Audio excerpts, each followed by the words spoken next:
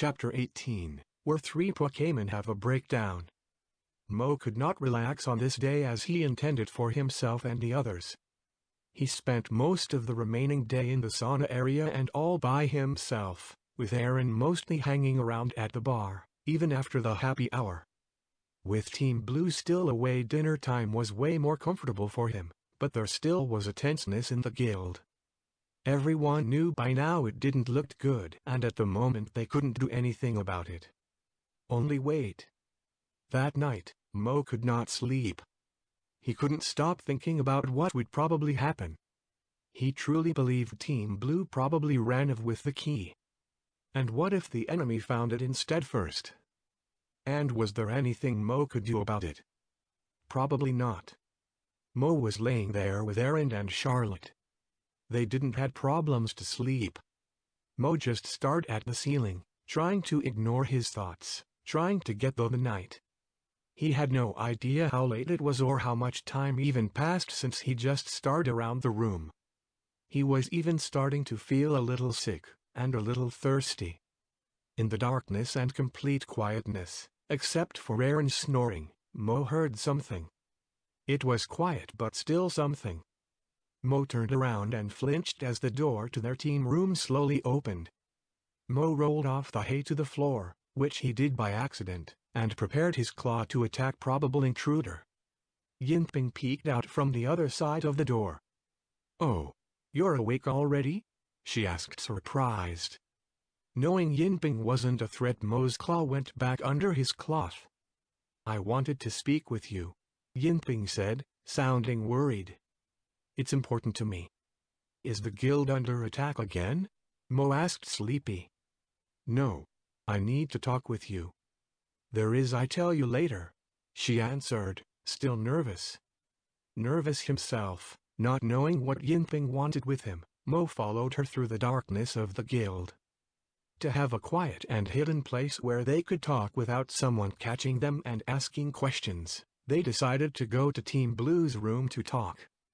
Yinping decided to sit down one on the three hay beds, belonging to Team Blue. She folded her hand and breathed slowly and deep. Mo tried to start the conversation with her. "Is something wrong?" Yinping looked up. Yes, there is something wrong," she said and then stood back up. "After you came back I noticed a change in the atmosphere inside the guild. Things like this happen when someone leaves or arrives," she explained. "It all depends on the Pokémon who are inside or around this building. Who it is. The soul, the emotions, the character." Yinping walked past Mo while explaining it with her arms crossed. Mo was now watching at her from behind. "Do we have an intruder around here?" Mo asked her. Yinping turned around. She looked not amused at all. "There is a threat. The problem is, it's you." For a moment, Mo's heart stopped. "He? A threat to the guild?" "I don't know what you mean," Mo said, nervous. "Oh, you do," Yinping confirmed. "Remember when I told you there is a fight going on inside you? Good versus evil? I'm not sure what you did while you were gone, but the evil inside you became stronger." Yinping came closer to Mo. Mo was not comfortable with what she was saying and doing right now. "I want to help you," she said to him, kneeling down. "We can solve your problems, together." "Helping?" Mo asked. He felt something. But it wasn't relief or sadness. It was anger. "And how do you want to help me?" Mo asked again in a tense tone. Yinping was about to say something but was abruptly interrupted again by Mo. "I know how. How about you mind your own business and leave me alone?" "That would be a good start."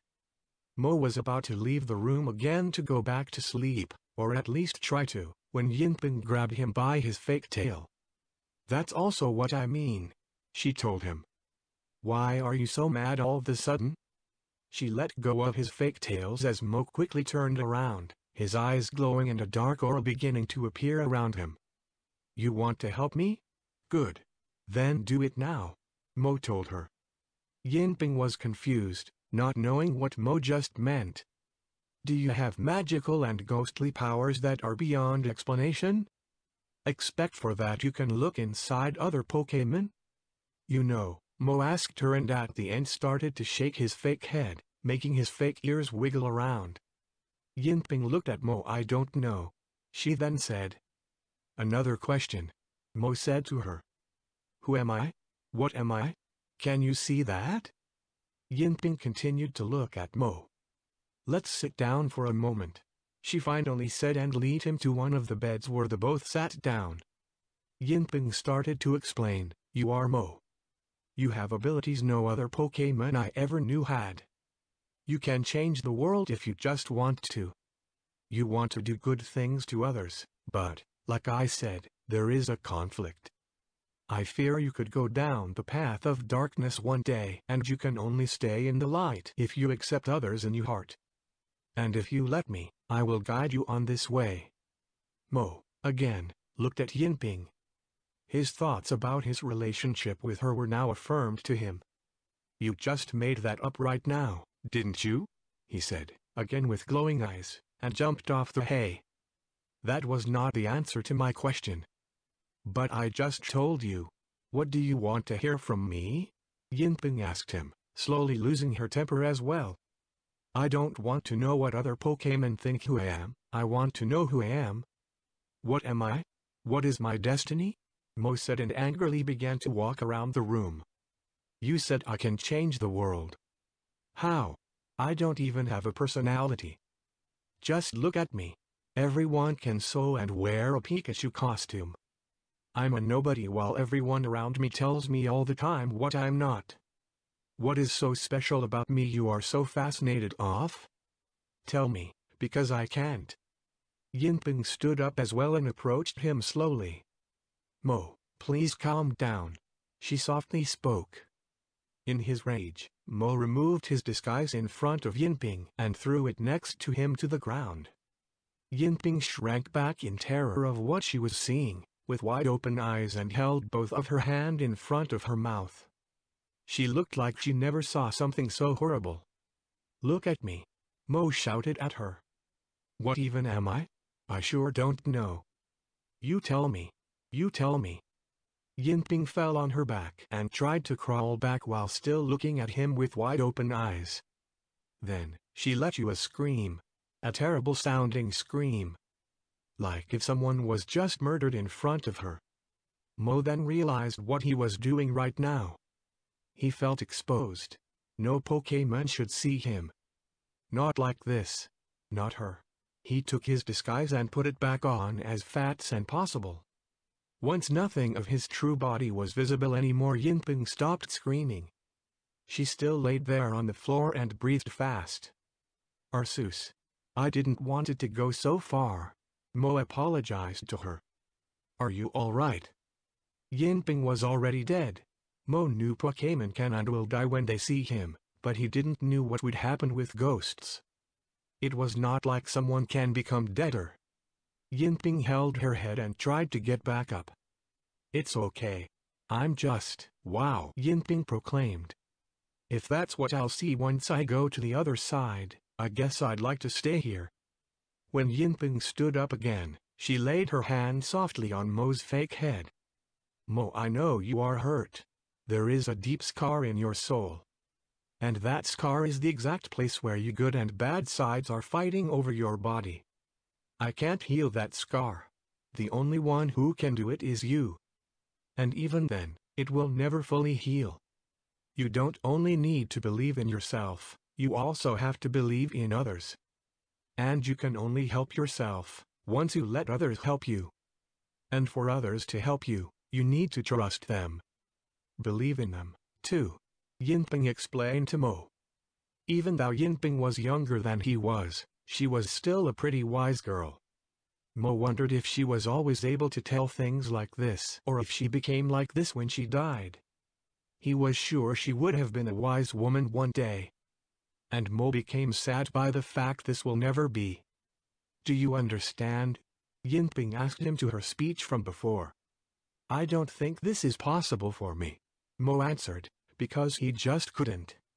That moment, Mo heard the door slowly open. From the other side Aaron appeared, looking surprised in the team's room. "Mo? What are you doing in the middle of the night?" Aaron asked him. "What are you doing?" Mo asked him back. "I woke up, because I needed to go to the bathroom, and saw that you were gone. On the way I heard you shouting and then quietness and then who are you talking to anyway?" Aaron answered and began looking around the dark room. "Yinping," Mo casually answered. Yinping looked at Mo reproachfully. "I told him. And Charlotte," Mo said to her. "They probably don't believe me anyway." "I do," Aaron told him. "I don't even believe myself," Mo meant. "It's like with that old probopus who lives in Kapim town back then. What was his name? Master something something? He became crazy due to his age." "It's not the same," Aaron assured and approached Mo. "So, where is this ghost girl you told me about anyway?" Mo pointed to Yinping, who just stood there still bothered that Mo actually told someone, even though it was supposed to stay a secret. Aaron stood almost right in front of her and was looking around. He could not see her at all. "That's strange," Aaron said to Mo and grinned. Mo then had an idea. He went to the bag in the corner of the room, where he was looking around yesterday and began to look for something. While doing it, he immediately found Richard's old plums again. This time he threw it to the other side of the room in disgust. Someone had to get rid of them, but not him. Deep in the bag Mo pulled out an old blanket. It smelled almost like the plums from before and its color was a mix between light blue and gray. One thing was sure, it was old. "What are you doing?" Aaron and Yinping both asked him almost at the same time. "I'll test something, to see if I'm really crazy or Yinping is real," Mo answered. "Let's see if this works." Mo took the blanket to Yinping. "I don't think this is such a good idea," Yinping proclaimed, knowing what Mo was about to do. But it was too late. Mo threw the blanket over Yinping, making her almost as covered under it as Mo was under his disguise. "I noticed Yinping is still able to hold stuff. So if she is wearing something," Mo explained to Aaron. As he looked at him, he immediately saw that his plan worked and also assured him Yinping really was there. Aaron stood there, shaking, with wide-open eyes and mouth, staring in disbelief while Yinping herself tried to remove the blanket. "Now you can see her," Mo giggled. Aaron tried to say something, but he couldn't say a single one. At least not one that was understandable. "I'm going back to bed," Aaron finally said and left the room, trying to look calm. Yinping finally removed her blanket and again gave Mo that mean look from before. "See? Told you he didn't believe me," Mo said to her, still giggling. Mo raised a claw, waiting for Yinping to give him a high five. "Please think about what I told you. Don't ruin your future," she said to him. Ignoring Mo's claw, Yinping left the room, leaving Mo alone.